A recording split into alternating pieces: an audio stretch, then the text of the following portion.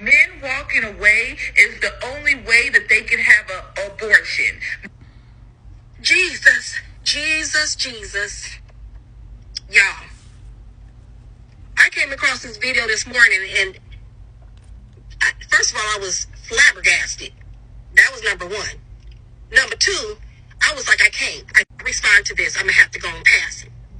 But y'all's been bothering my spirit ever since. That's the issue. My soul has been disturbed ever since I saw this video. That's the issue. Why is it that we exonerate men? And she's spoken here about women not being America, women not being accountable for their bodies. What? You heard me. What about men? What about them? Not being held accountable. It's not my job to hold them accountable. Not holding men accountable. So women are supposed to be held accountable, but men don't have to, right? Because let me make a point. Everything that she said in this video, I agree with. Almost everything. But when it comes to women, I agree. We are the ones that make the decisions whether or not to have these babies. We are the ones that make the decision whether or not to continue pregnancies. We are the ones that have to decide if we can afford these kids or not.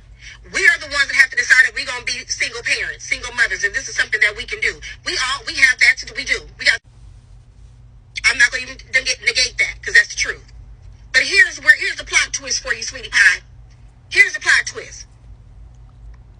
What's up? These men know too.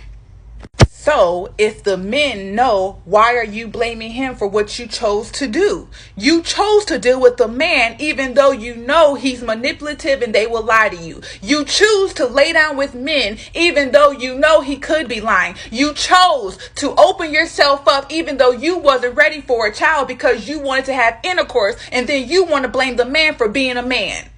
We all know that the woman is responsible for the children, but we choose to continue to have children even though we know that men are toxic, even though we know that men are not stable in America right now, even though we know that men will cower out.